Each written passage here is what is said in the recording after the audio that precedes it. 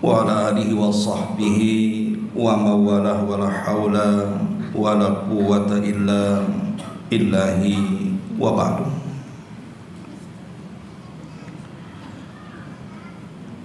Alhamdulillah, segala puja dan puji hanya milik Allah Subhanahu wa ta'ala.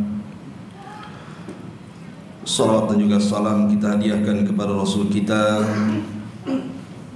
Nabi besar Muhammad sallallahu alaihi wa ala alihi wasallam. Lanjutkan kembali kajian kita, masih membahas tafsir singkat dari surah Al-Mulk, dan kita masuk pada ayat ke-21 dan seterusnya. A'udzubillahi minasyaitonir rajim. Bismillahirrahmanirrahim.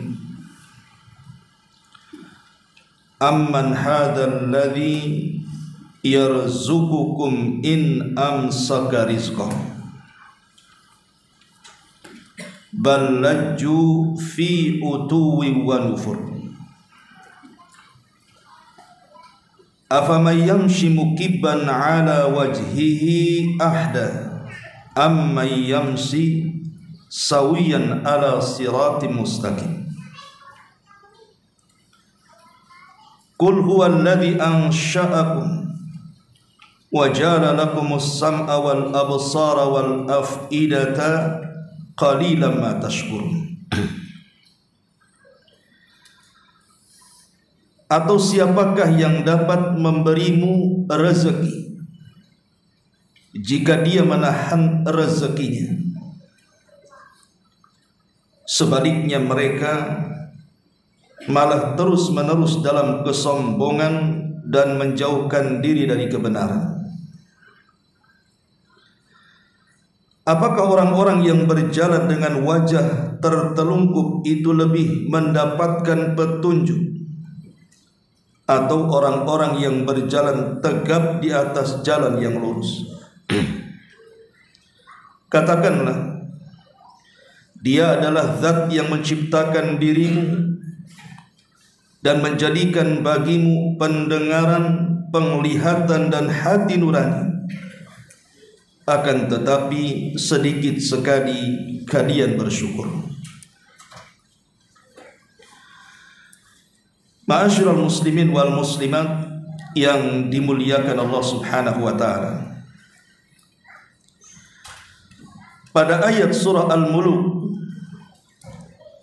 21 dan ayat sebelumnya 20, amman hadzal ladzi huwa jundul lakum yansurukum min dunir rahman inil kafirun illa fi ghurur. Ataukah siapakah yang akan menjadi bala tentara bagimu yang dapat menolongmu selain daripada Allah yang Maha Pengasih? Orang-orang kafir itu tidak lain hanyalah dalam kondisi tertipu. Ayat 20 dan 21 ini ada faedah besar bagi kita, ma'asyiral muslimin yang dimuliakan Allah Subhanahu wa ta'ala, bahwa kebahagiaan manusia itu porosnya di dua perkara. Yang pertama, al-mana'atu, dan yang kedua ar-rizqu. Apa itu mana'ah dan apa itu rizki? Adapun mana'ah maksudnya adalah seseorang tercegah dari perasaan takut. Dengan kata lain, seseorang diberikan keamanan oleh Allah Subhanahu wa ta'ala. Dengan cara apa Allah Subhanahu wa ta'ala memberikan keamanan kepada kita? Dengan mengutus para tentaranya. Di saat kita berhajat dari pertolongan Allah Subhanahu wa ta'ala karena perasaan takut yang kita hadapi, datang tentara Allah menolong kita. karena hanya Allah lah yang mampu menggerakkan tentaranya. Bagaimana dahulu ketika Abrahatul Asram membawa pasukan bergajah dari negeri Yaman untuk menghancurkan Ka'bah, maka Allah Subhanahu wa taala memberikan keamanan kepada penduduk Quraisy dengan cara apa? Dikirimnya tentara-tentara Allah Subhanahu wa taala dalam bentuk burung-burung laut atau disebut dengan ababil. Sehingga akhirnya pasukan Abrahatul Asram dibinasakan oleh Allah Subhanahu wa taala sebelum menyentuh Ka'bah. Setelah peristiwa besar yang menggegerkan negeri Arab ini, Allah Subhanahu wa taala turunkan satu surat untuk menggambarkan bagaimana kondisi saat itu. Alam tara kaifa fa'ala rabbuka bi ashabil fil alam yaj'al kaidahum fi tadlil wa arsala alaihim tayran ababil tarmihim bihijaratin min sijil faja'alahum ka'asfin ma'kul. Tidakkah kau lihat bagaimana Allah Subhanahu wa taala berbuat kepada pasukan bergajah itu? Tidakkah kau lihat usaha mereka sia-sia? Dan kami kirim kepada mereka bala tentara berupa ababil yang melempari mereka dengan batu-batu api sehingga mereka binasa seperti daun yang dimakan ulat. Setelah peristiwa ini Allah Subhanahu wa taala berikan nikmat besar kepada penduduk Arab, li'ila fi Quraisyin ila fihim rihlatash syita'i was-saif, di mana penduduk Arab diberikan nikmat berupa keamanan. Dengan keamanan itu mereka bisa rihlah, melakukan perjalanan, berniaga ke Yaman dan ke Syam di musim dingin dan panas. Kemudian Allah Subhanahu wa taala menjelaskan falya'bud rabb hadzal bait. Oleh karena itulah sembahlah pemilik Rabb al-bait, maksudnya Ka'bah, yang telah menjadikan orang-orang itu dari kelaparan menjadi kenyang dan dari rasa takut menjadi aman. Falya'bud alladzi at'amahum min ju'in wa amanahum min khauf. Dalam ayat ini ada dua nikmat yang Allah berikan kepada kita. At'amahum min ju' artinya rizki, wa amanahum min khauf artinya al-mana'ah, di mana Allah Subhanahu wa taala memberikan keamanan, dan rizki juga sangat tergantung dengan keamanan. Orang kalau aman senang dia cari rizki, tapi kalau orang tidak aman akan sulit bagi dia cari rizki.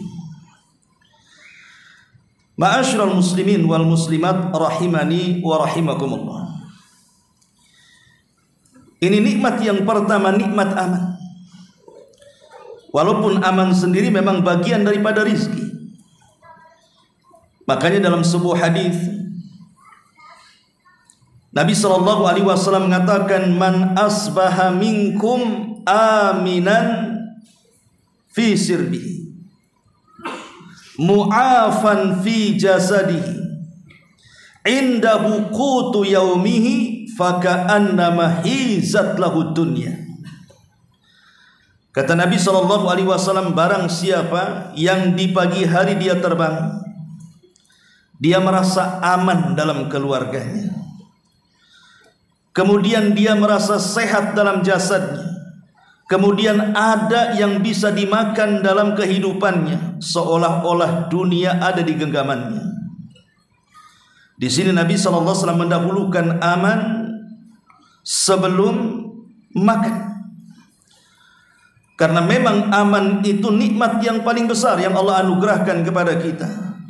Makanya bagaimana Nabi Ibrahim alaihi salatu wassalam sampai berdoa kepada Allah, Rabbi ij'al hadza baladan amina. Ya Allah, jadikan negeri Mekah itu negeri yang aman.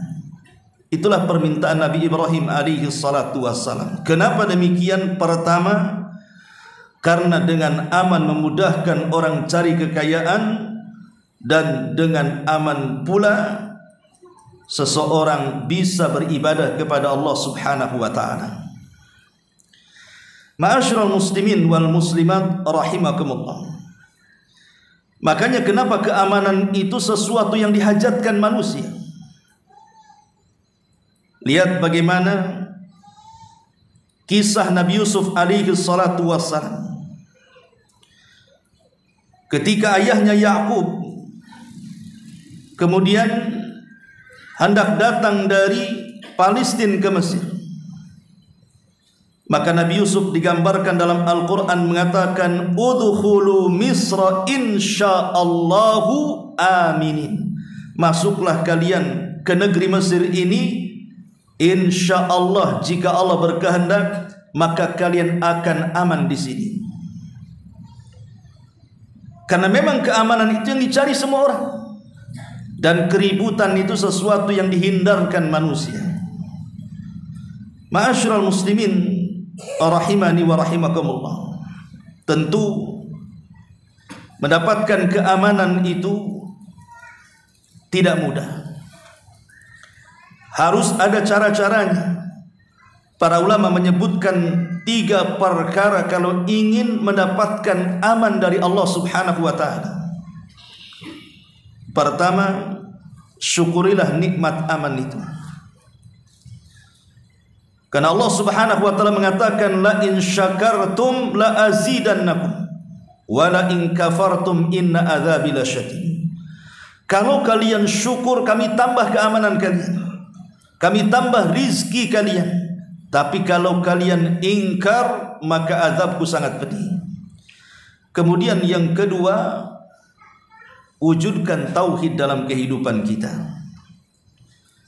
Karena Allah Subhanahu wa taala mengatakan, wa'adallahu alladhina amanu minkum wa 'amilus salihati la yastakhlifannahum fil ardi kama istakhlafal ladzina min qablihim wa la yumakkinanna lahum dinahumul ladzir tadha lahum wa la yubaddilannahum min ba'di khaufihim amna.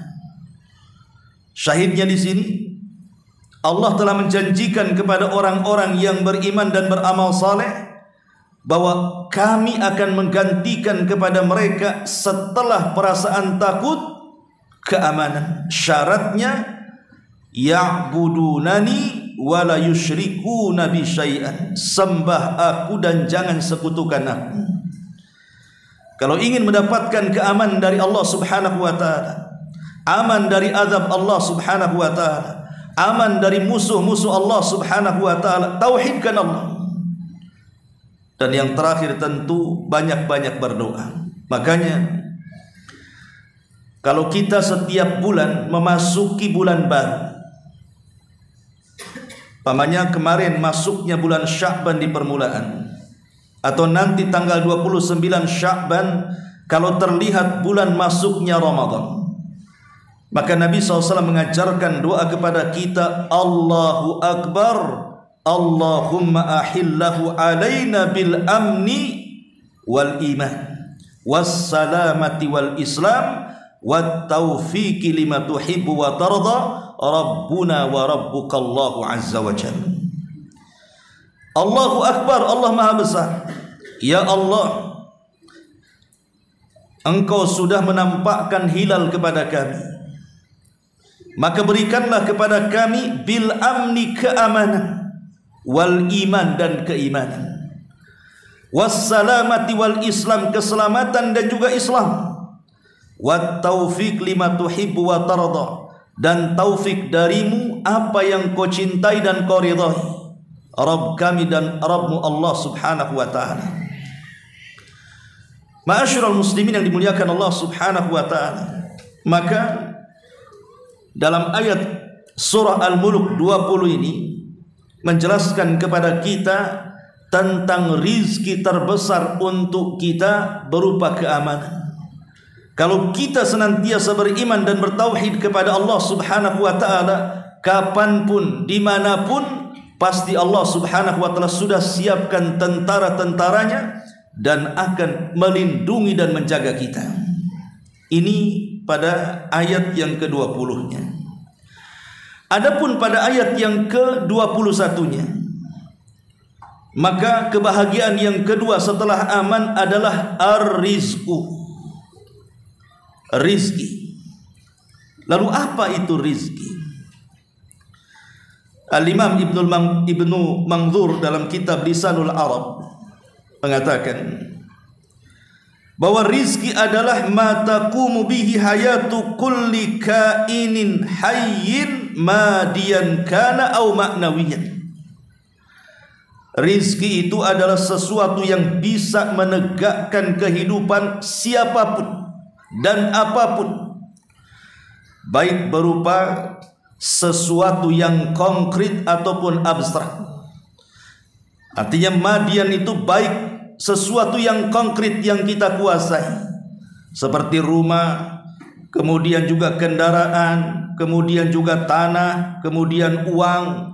Itulah yang disebut madian.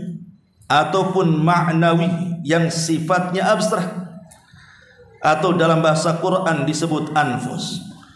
Boleh juga mungkin dikatakan anfus ini mungkin dia punya pengaruh, itu juga rizki. Otoritas, wibawa, pangkat dan jabatan, itu semua adalah rizki-rizki Allah yang bersifat ma'nawi. Dengan kata lain bahwa rizki itu adalah karunia dan juga pemberian Allah Subhanahu wa ta'ala, baik berupa sesuatu yang tampak ataupun yang tidak tampak. Ma'asyiral muslimin yang dimuliakan Allah Subhanahu wa ta'ala, di dalam ayat ini Allah Subhanahu wa ta'ala memberikan ancaman kepada kita soal rizki ini, bahwa siapa yang bisa mencegah rizki kecuali Allah Subhanahu wa ta'ala, dan siapapun yang dicegah rizkinya oleh Allah Subhanahu wa ta'ala, maka satu dunia tidak ada yang sanggup untuk memberikan rizki kepadanya, karena rizki itu hak mutlak milik Allah Subhanahu wa ta'ala. Ma'asyiral muslimin yang dimuliakan Allah Subhanahu wa ta'ala, dan rizki Allah Subhanahu wa ta'ala itu sangat banyak sekali. Sampai-sampai Allah Subhanahu wa ta'ala mengatakan, wa in ta'uddu ni'matallah la tuhsuha. Kalau engkau hendak menghitung berapa banyak rizki Allah, kalian tidak akan sanggup untuk menghitungnya. Karena banyaknya rizki yang Allah anugerahkan kepada kita. Saking banyaknya rizki Allah sampai kita tidak bisa menghitungnya. Karena rizki Allah itu senantiasa diberikan kepada kita sejak kita hendak tidur sampai tidur lagi. Bahkan tidur itu sendiri adalah bagian daripada rizki. Ma'asyiral muslimin wal muslimat rahimakumullah. Dari sini Allah Subhanahu wa ta'ala yang sudah berbuat baik kepada kita, ikhwatu fiddin, Allah hanya minta satu kepada kita untuk melanggengkan rizki itu. Apa itu? Bersyukur. Itulah ayat yang tadi saya katakan, la in syakartum la azidannakum. Kalau kalian bersyukur, kami akan tambah. Tapi kalau kalian la in kafartum inna adzabi lasyadid. Tapi kalau kalian ingkar, tidak mengakui rizki datang dari Allah, maka azabku sangat pedih. Maksud ayat ini kalau kita simpulkan, ikhwatu fiddin, muliakan Allah Azza wa Jalla, artinya bahwa rizki itu terkadang bisa mengantarkan kebahagiaan bagi kita, ataupun rizki itu juga bisa saja mendapatkan kesengsaraan bagi kita. Atau dengan kata lain, harta yang kita miliki ini bisa menjadikan jalan kita menuju sorga, atau sebaliknya bisa menjadikan jalan kita ke neraka. Jabatan kepemimpinan itu juga bagian daripada rizki. Bisa mengantarkan dengan jabatan dan kepemimpinannya manusia itu masuk ke dalam sorga, atau mungkin sebaliknya, jabatan dan kepemimpinan itu boleh jadi mengantarkan dia ke neraka, termasuk orang alim. Boleh jadi dengan ilmunya Allah masukkan dia ke dalam surga, tapi boleh jadi dengan ilmunya Allah hantarkan dia ke neraka. Itulah yang dikatakan oleh Al-Imam Ibn Ruslan dalam kitab Nubadhnya, fa'alimun bi'ilmihi lam ya'malanna mu'adzabun qabla ubadil wathani. Orang alim dengan ilmunya kemudian tidak mengamalkannya, maka dia lebih dulu diazab oleh Allah Subhanahu wa taala sebelum para penyembah berhala. Karena ilmu itu bagian daripada rizki, bisa memasukkan pelakunya ke sorga, bisa menyebabkan terjungkal pelakunya ke dalam neraka. Cuman dua alternatifnya, syukur ataupun kufur, itu saja. Kalau syukur dengan hartanya, syukur dengan jabatannya, syukur dengan pengetahuannya, jelas lurus jalannya ke sorga. Tapi kalau seandainya dia ingkar dengan hartanya, dia ingkar dengan jabatannya, dia ingkar dengan ilmu dan pengetahuannya untuk menyelisihi zat pemberi nikmat, maka silahkan tempat duduknya ke neraka. Ma'asyiral muslimin yang dimuliakan Allah Azza wa Jalla. Tapi yang jelas satu perkara, kalau kita bicara rizki, bahwa rizki itu adalah sarana. Rizki itu adalah sarana, dia bukan tujuan. Atau dengan kata lain, rizki itu alat, bukan tujuan utama. Karena kebanyakan manusia itu membalik mana tujuan dan mana sarana. Harusnya seseorang itu bisa mengendarai rizkinya, bukan dikendari rizkinya, atau mengendarai hartanya, bukan dikendarai hartanya, atau menguasai dunianya, bukan dikuasai dunianya. Tapi kebanyakan manusia justru terbalik. Harta, jabatan, pangkat, pengetahuan, ternyata itu yang menguasai dan tidak dijadikan sebuah alat dan juga wasilah untuk mendapatkan kebahagiaan dunia dan akhiratnya. Ini yang banyak terjadi ikhwatu fiddin yang dimuliakan Allah Subhanahu wa taala. Lalu apa tujuannya? Kenapa manusia itu berlomba-lomba mencari rezeki? Dari mulai pagi buta dia sudah keluar, kemudian siang berpeluh dan juga berkeringat sampai sore hari, bahkan sampai ada yang kerja di malam hari. Lelah letih dia melakukannya untuk mengumpulkan kekayaan dan rizkinya. Lalu apa sebenarnya tujuannya? Kalau kita melihat konsep Al-Quran, ada doa yang diistilahkan di masyarakat kita dengan doa sapu jagat. Karena seluruh doa-doa Nabi SAW itu tercakup dalam doa ini. Namanya sapu jagat, nyapu jagat. Jagat disapu, bayangkan. Mana caranya itu? Doa apa itu? Rabbana atina fid dunya hasanah wa fil akhirati hasanah wa qina adzabannar.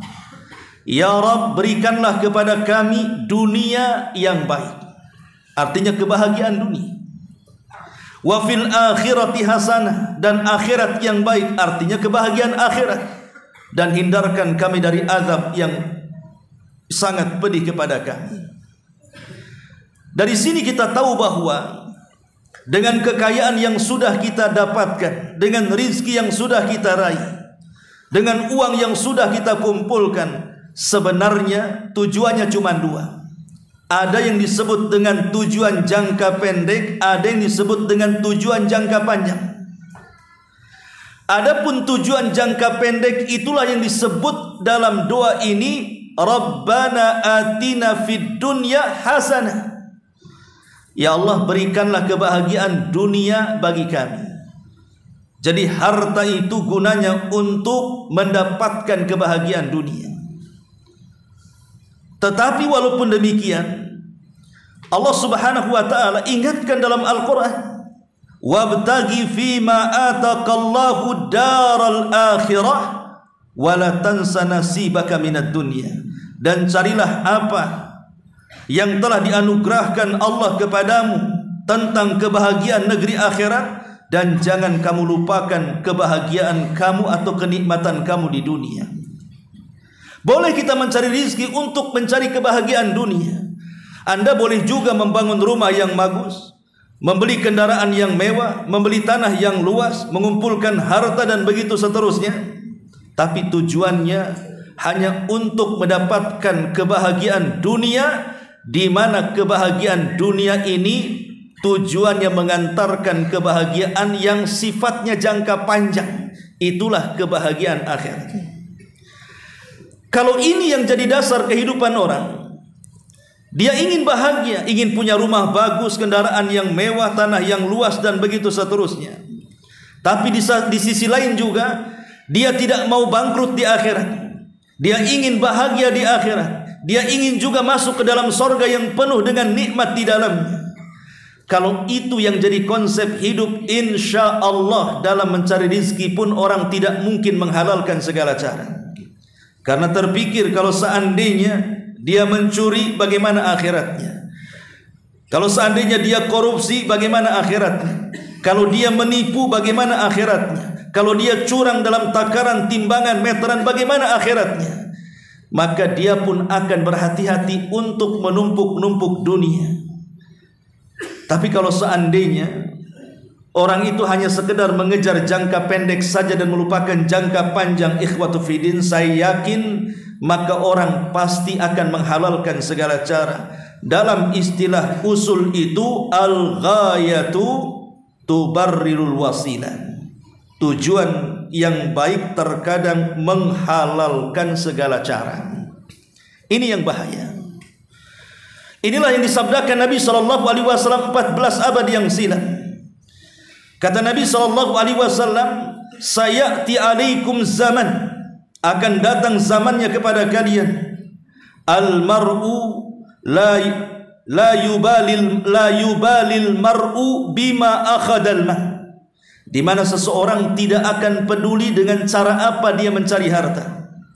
Apakah dia cari dengan cara yang halal ataukah dengan cara yang haram? Manusia sudah tidak perlu di akhir zaman itu.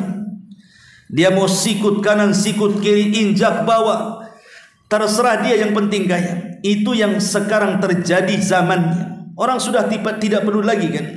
Dari sinilah ikhwatu fiddin, maka Allah ingatkan dalam ayat ini, jangan sampai kemudian Allah tahan rizki kita. Sebab kalau Allah sudah tahan rizki kita, tidak ada yang sanggup memberikan rizki kecuali Allah subhanahu wa ta'ala.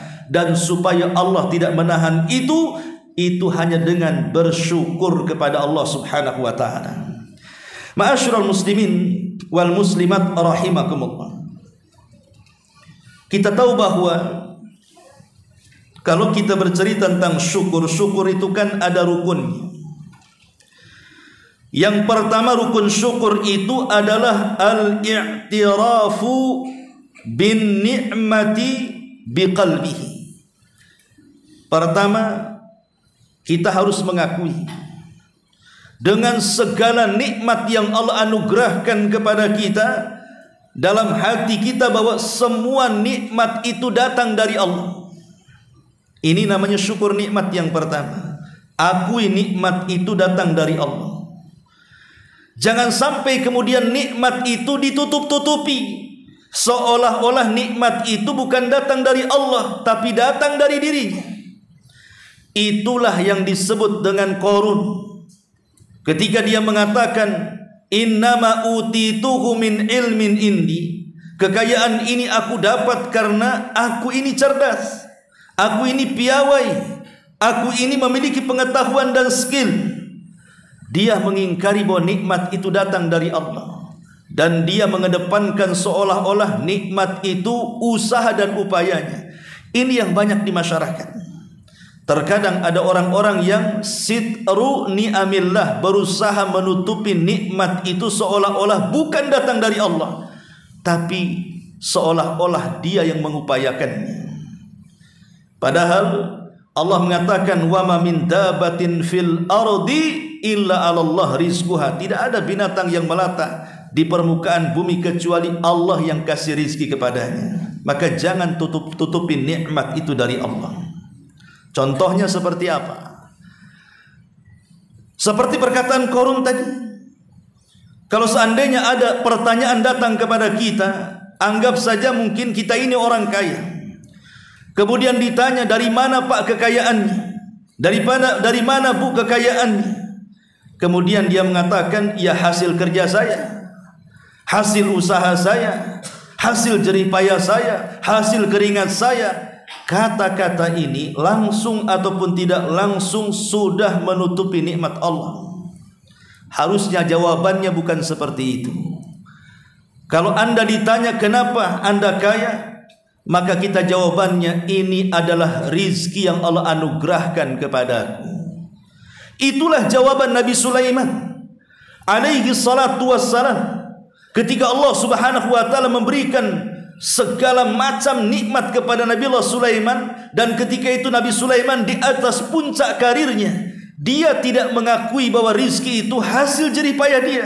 Bahkan dia mengatakan, hadza min fadli rabbi, ini semua adalah pemberian dan karunia Rabbku. Aashkuru an akfur, apakah aku bisa bersyukur ataukah aku kufur, kata Sulaiman. Itulah konsep yang pertama, akui nikmat ini datang dari Allah. Jangan kemudian sok-sokan bahwa seolah-olah wajar saya kaya karena saya sekolah, karena saya doktor, karena saya profesor, karena saya pejabat, karena saya menteri, karena saya presiden. Tidak ada urusannya rizki dengan jabatan-jabatan itu, dengan pendidikan yang mentereng itu, tidak ada urusannya. Banyak orang gak pernah sekolah juga kaya. Banyak orang yang tidak memiliki pangkat dan jabatan juga mereka kaya. Karena kekayaan itu datang dari Allah. Allah akan memberi kekayaan itu kepada siapa yang dikehendakinya, bukan kehendak manusia. Ma'asyiral muslimin, ini yang pertama. Jangan tutup-tutupin nikmat Allah. Atau contoh lainlah yang mudah. Kalau seandainya kita ini sedang naik motor, kemudian datanglah tuh lori itu, hampir nabrak kita.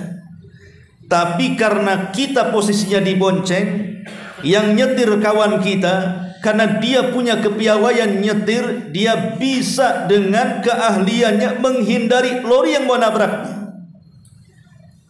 Tiba-tiba dia mengatakan, untung kamu pintar nyetir. Coba kalau kau tak pandai nyetir, habis kita dilanggar lori itu. Ini kufur nikmat kalimat seperti ini. Harusnya kata-kata itu tidak terucap, tapi yang diucapkan harusnya dia mengatakan, kalau bukan karena Allah yang menyelamatkan kita dan kemudian keahlian kamu dalam menyetir, habis kita masuk kolong lori itu. Harusnya kan seperti itu. Jangan lupakan Allah dalam setiap nikmat.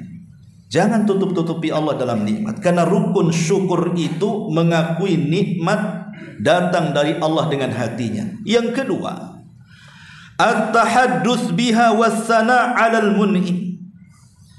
Berusaha untuk mengeluarkan kata-kata dengan cara memuji zat yang telah memberikan nikmat kepada kita. Itulah yang disebut dengan syukur qauli namanya. Kita berterima kasih kepada Allah subhanahu wa ta'ala. Ya Allah, saya berterima kasih, Engkau sudah memberikan rumah kepadaku, sudah memberikan kesehatan kepadaku, sudah memberikan keluarga yang soleh dan soleha kepadaku, sudah melancarkan usahaku, dan begitu seterusnya. Katakan alhamdulillah. Segala puja dan puji hanya milik Allah yang telah menganugerahkan nikmat itu kepada kita. Dan yang terakhir ini yang paling penting, taskhiruha fi ta'ati musaddiha wal mun'im biha.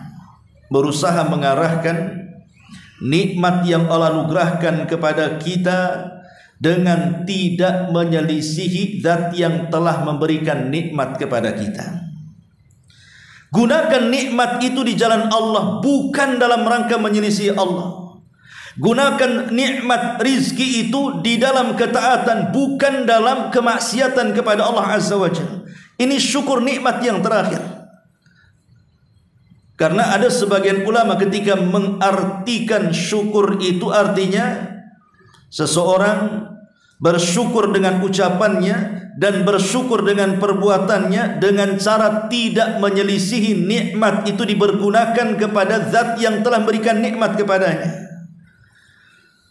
Diberikan lisan, ngomong sengomong-ngomongnya. Diberikan pandangan, memandang sepandang-pandangnya. Diberikan telinga, mendengar sedengar-dengarnya. Diberikan perut, mengisi dengan seisi-isinya. Tidak bisa main seperti itu, karena dalam memandang juga ada batasannya, dalam mendengar juga ada batasannya, dalam bicara juga ada batasannya, dalam hal-hal yang masuk ke dalam perut kita juga ada batasannya. Semua ada batasannya.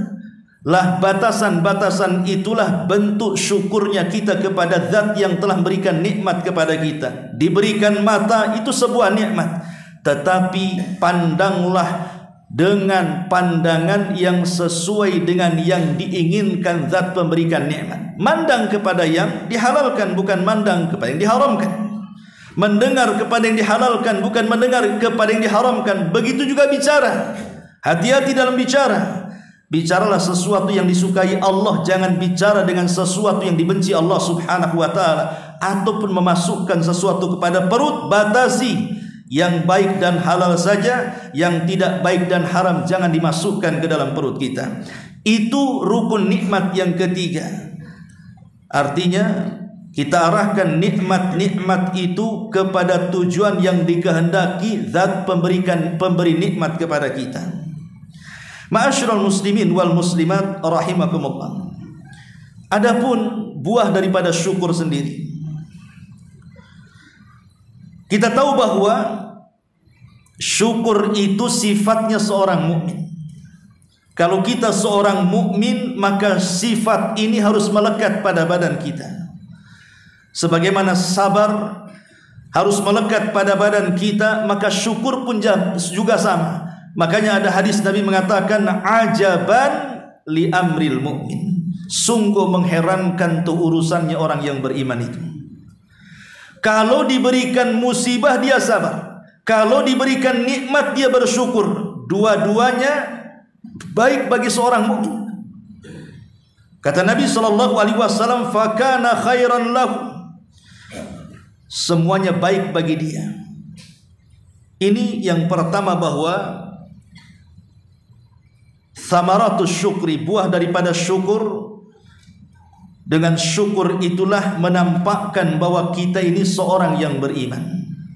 Yang kedua, syukur itu menyebabkan redha Allah kepada hambanya. Allah mengatakan dalam surah Az-Zumar ayat 7, wa in tashkuru yardahu lakum. Kalau kalian bersyukur, maka Allah redha kepada kalian. Ketika Allah redha kepada kita, maka segala hajat kita pasti akan dipenuhi. Tapi ketika Allah murka kepada kita, boleh jadi semua hajat kita terhalangi. Kemudian yang ketiga, sababun liziyadah. Syukur itu sebab tambahnya nikmat. La in syakartum la azidannakum. Makanya ada istilah ulama salaf, an-ni'amu wa khasyatu, an-ni'amu wahsyiyatu faqayyiduha bisyukri. Namanya nikmat itu sesuatu yang ditakutkan hilangnya, maka ikatlah nikmat itu dengan syukur supaya tidak hilang. Kemudian juga di antara buah daripada syukur adalah al-ajrul jazil fil akhirah. Tentu tidak lain dan bukan kita akan mendapatkan pahala yang besar. Kapan itu?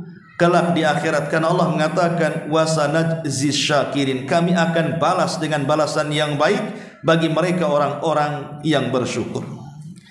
Ma'asyiral muslimin yang dimuliakan Allah Subhanahu wa taala, ulama mengatakan ketika bicara tentang bagaimana cara yang lengkap ketika kita mensyukuri nikmat, pertama bertakwa kepada Allah Subhanahu wa taala. Karena takwa itu adalah salah satu kunci terbukanya nikmat Allah kepada kita. Allah yang mengatakan dalam Al-Quran, di mana Kalau kita bertakwa kepada Allah Subhanahu wa taala, wa man yattaqillaha yaj'al lahu makhraja wa yarzuqhu min haitsu la yahtasib. Siapapun yang bertakwa kepada Allah, maka Allah Subhanahu wa taala akan mencarikan jalan keluar dari setiap kesulitannya. Lebih daripada itu, Allah akan mendatangkan rizki dari arah yang dia tidak sangka-sangka. Jadi takwa adalah kunci rizki, dan itu bentuk syukur kita kepada Allah Subhanahu wa taala, melaksanakan perintah dan menjauhi larangan. Kemudian yang kedua, berfikir atau tafakkur fi ni'amillahi 'alaika. Cobalah kita berfikir tentang nikmat Allah Subhanahu wa taala yang Allah telah anugerahkan kepada kita. Berfikir, kenapa Allah berikan pandangan mata kepada kita? Kenapa Allah berikan pendengaran kepada kita? Kenapa Allah berikan otak dan pikiran kepada kita? Kenapa Allah berikan tangan dan kaki kepada kita? Berfikir, ini semua nikmat dari Allah. Wa fi anfusikum afala tubsirun. Dan pada diri kalian itu, tidakkah kau melihat bahwa segala nikmat sudah Allah anugerahkan kepada kita? Maka tafakkur itu penting. Ya, yang pertama kali tentu badan kita dulu kita tafakuri, baru di sekitar kita, dari gunung-gunungnya, dari lautan-lautannya, dari bintang-gemintangnya, dan begitu seterusnya. Itu semua untuk meneguhkan perasaan syukur kita kepada Allah Subhanahu wa taala. Kemudian yang ketiga, melaksanakan salat, di antaranya salat duha. Kata Nabi sallallahu alaihi wasallam dalam sebuah hadis, yusbihu ala kulli sulama min ahadikum sadaqah, fa kullu tasbihatin sadaqah, wa kullu tahmidatin sadaqah, wa kullu tahlilatin sadaqah, wa kullu takbiratin sadaqah, wa amrun bil ma'rufi sadaqah, wa nahyun anil munkari sadaqah, wa yujzi'u min dzalika rak'atani yarka'ahuma minad duha. Setiap pagi, yang namanya setiap persendian yang jumlahnya 360 sendi itu harusnya dikeluarkan sedekahnya. Itu sedekah kita kepada Allah setiap hari. Kata Nabi SAW, setiap ucapan tasbih adalah sedekah, setiap ucapan tahmid alhamdulillah adalah sedekah, setiap ucapan tahlil la ilaha illallah adalah sedekah, setiap ucapan takbir Allahu akbar adalah sedekah, mengajak manusia ke dalam kebaikan adalah sedekah, mencegah manusia dari kemungkaran juga sedekah. Tapi Anda tidak perlu melakukan itu semua, kata Rasul. Cukup 2 rakaat duha itu sudah mewakilinya. Maka duha juga, salat duha juga bagian daripada syukur nikmat kita kepada Allah Azza wa Jal, syukur yang telah Allah berikan kepada badan kita. Kemudian yang keempat, di sana ada namanya sujud syukur. Sujud syukur sebagaimana Nabi SAW selalu melakukannya. Disebutkan dalam sebuah riwayat, kana Rasulullah SAW idza ja'ahu amrun bi syarrin bihi kharra sajidan syakiran lillah. Idza ja'ahu amrun busyira bihi, idza ja'ahu amrun busyira bihi kharra sajidan syakiran lillahi azza wajalla. Nabi ini kalau datang berita kepadanya, di mana berita ini menghabar gembirakan tentang sebuah perkara, maka Rasul langsung tersungkur sujud, kemudian bersyukur kepada Allah Subhanahu wa taala. Maka sujud syukur bagian daripada mensyukuri nikmat Allah Subhanahu wa taala. Termasuk memuji Allah ketika melihat kekurangan yang ada pada orang lain. Ketika melihat ada orang buta, kita melek, kita katakan alhamdulillah. Ketika kita melihat orang tuli sementara kita mendengar, kita katakan alhamdulillah, saya masih bisa mendengar. Ketika kita melihat orang bisu tidak bisa bicara sementara kita cerewet ngomong, bersyukur kita masih bisa bicara. Dan begitu seterusnya. Bahkan kalau kita melihat ada orang yang kecelakaan umpamanya, di depan kita ada orang yang kelanggar truk mati, kemudian kita katakan alhamdulillah, maka itu dianjurkan. Bukan alhamdulillah karena dia dilanggar truk, tapi alhamdulillah bukan saya yang ada di kolong truk, itu maksudnya. Harusnya seperti itu. Dan itu bagian daripada syukur, langsung memuji Allah Subhanahu wa taala. Termasuk juga bagian daripada syukur adalah berusaha untuk memanfaatkan kesehatan kita. Dua nikmat yang selalu dilupakan manusia, ni'matani maghbunun fihima katsirun minan nas. Ada dua nikmat yang selalu dilupakan manusia, kata Rasul. As-sihhatu wal faragh. Waktu dikala kita sehat dan waktu dikala kita banyak peluang waktu. Kalau kita diberikan kesehatan oleh Allah Azza wa Jalla dan ada waktu untuk ngaji, datang ke pengajian. Toh badan sehat bisa melangkah kakinya, kemudian juga ada waktu senggang, tidak ada kegiatan yang lain, berangkat ke pengajian. Itu bentuk syukur namanya. Sehat badannya, waktu luangnya, datang waktu sholat, datang sholat, dan begitu seterusnya.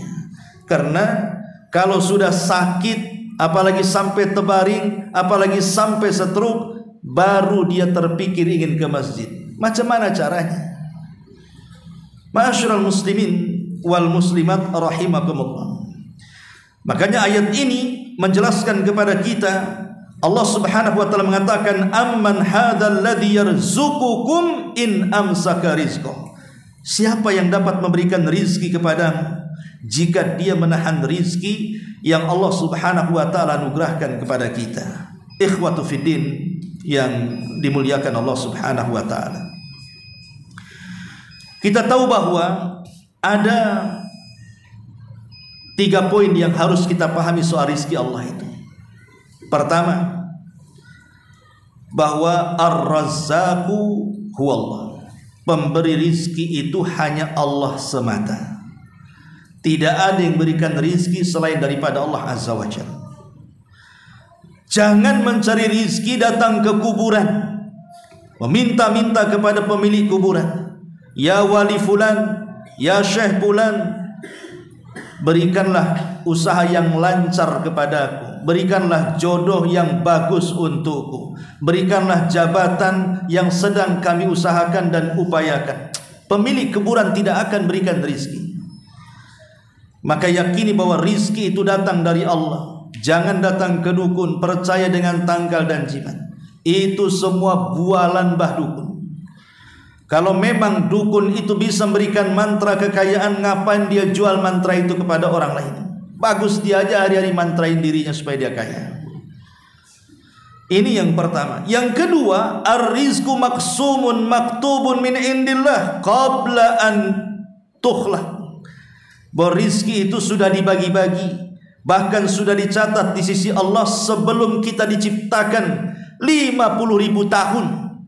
Sebelum langit dan bumi diciptakan pun, supaya kita ini tidak merasa sedih ketika Allah uji dengan kefakiran, tidak merasa sombong ketika diuji dengan kekayaan, karena dua-duanya adalah ujian dari Allah. Wa nabluukum bisyarri wal khairi fitnah. Kami akan uji kalian dengan yang buruk dan juga dengan yang baik.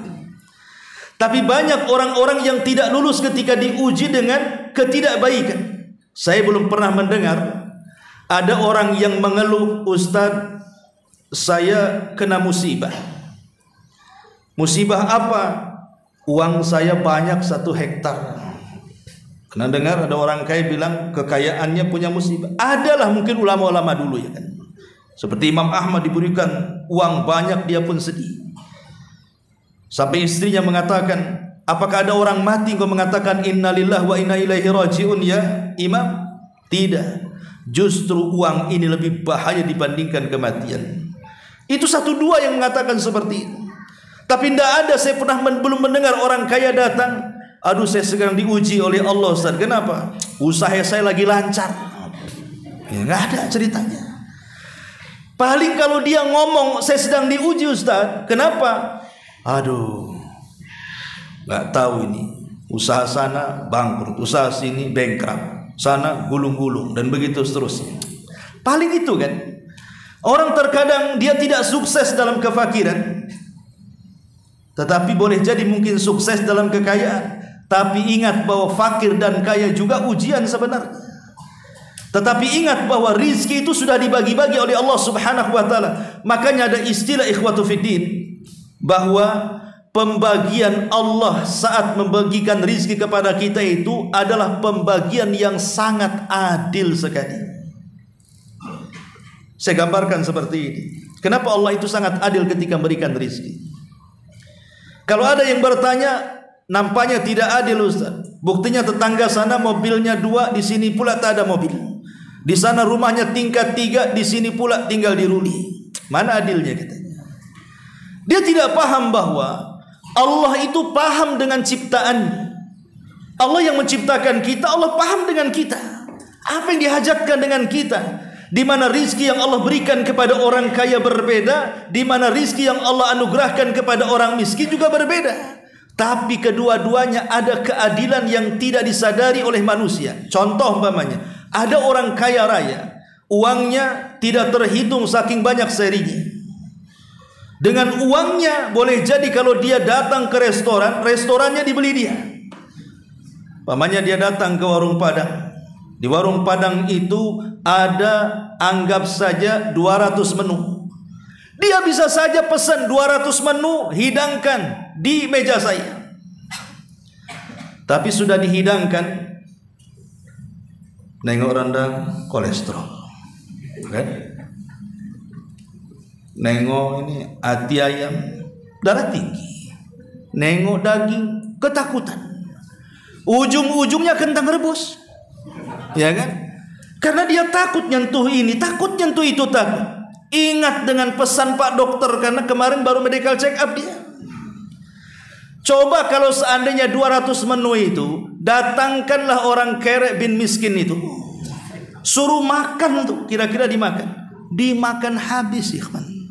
Karena orang miskin itu tidak pernah medical check up, pasti dia makan semuanya kan? Lah satu sisi diberikan nikmat oleh Allah, tak bisa dimakan. Yang satu mungkin kurang nikmatnya, tapi semua dimakan. Ini kan adil namanya.